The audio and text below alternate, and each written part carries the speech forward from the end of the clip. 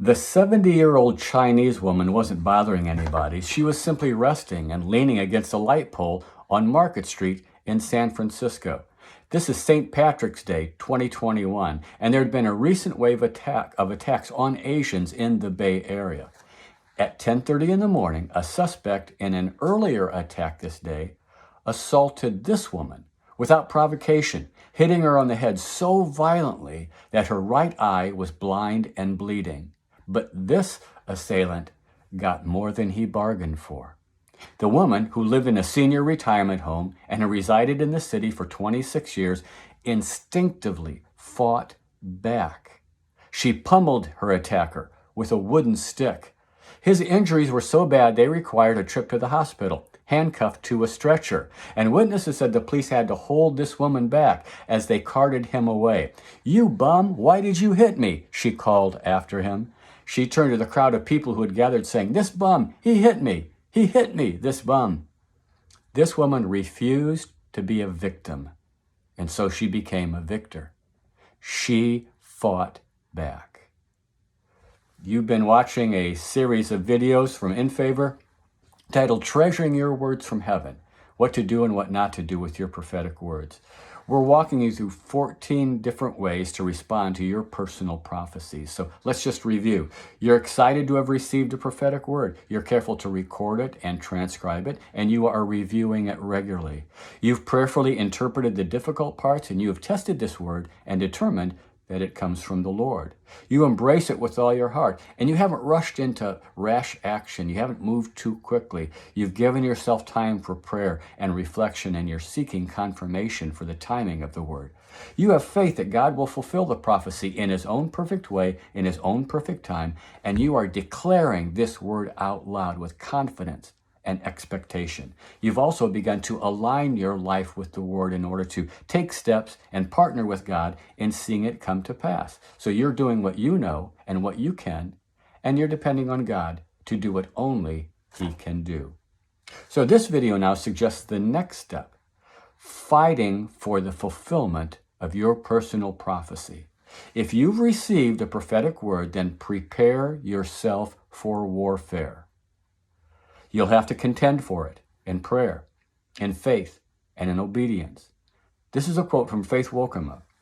She gives us this encouragement. Put up a fight for your prophecy.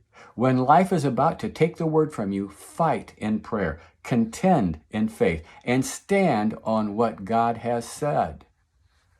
Paul was an old soldier, and in the letters to Timothy, he's writing to a young man to prepare himself for the challenges and the difficulties of leadership and fighting this battle. He says in 1 Timothy 1:18, "Timothy, my son, I am giving you this command in keeping with the prophecies once made about you." So we're talking about Timothy's prophetic words. "So that by recalling them, you may fight the battle well."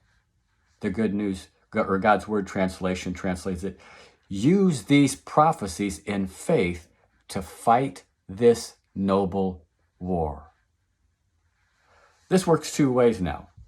First of all, in these spiritual battles, you'll be fighting for the fulfillment of your words. They're not going to come to pass on their own. You must do battle with doubt, with impatience, with fear, with unbelief, with the naysayers, and against the devil's schemes, because our struggle is not against flesh and blood, but against the rulers and the authorities, against the powers of the dark world, and against spiritual forces of evil in the heavenly realm. So you're fighting for the fulfillment of your words, but secondly, you'll also be fighting along with your prophecies. They become part of your weapons of warfare. You fight with them. If you keep them in mind and in your prayers, they will strengthen and comfort you. They'll inspire you to continue the fight, and they'll help you stand in the battle. This is what Helen Calder says. A personal prophecy is a weapon of warfare when the going gets tough. And during those times when, like Joseph and David in the Bible, it seems as though the very opposite of what was prophesied over you is taking place. Consider some of the biblical characters who had to fight for their prophetic promises. Abraham bargained back and forth with God to save the inhabitants of Sodom. Jacob literally wrestled with God for his blessing, and he prevailed. Joseph received his promise only after rejection and slavery and imprisonment.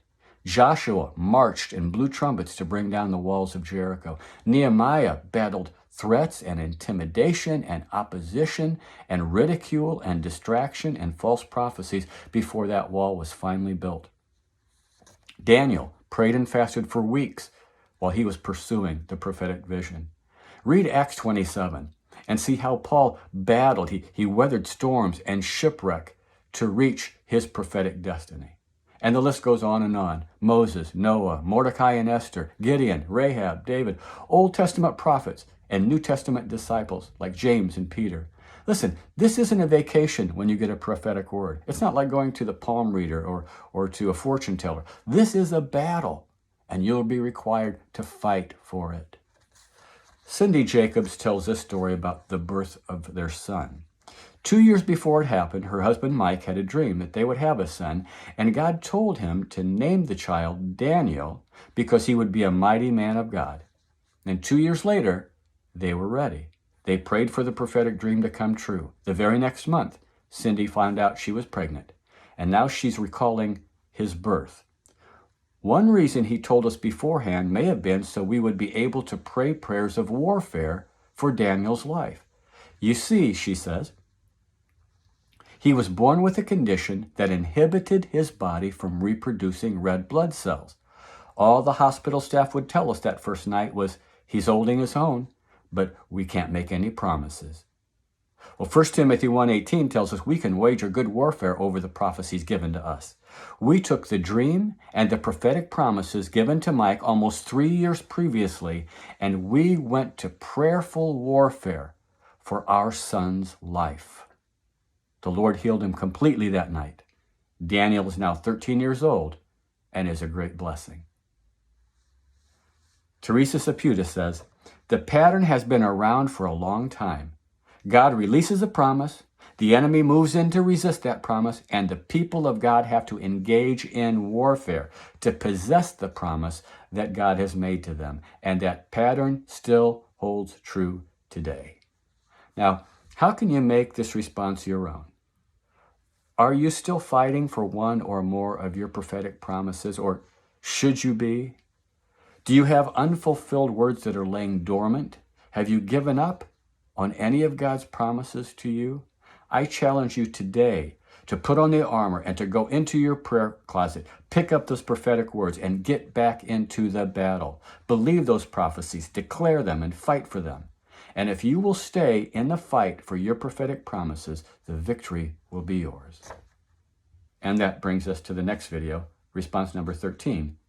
Don't give up on it.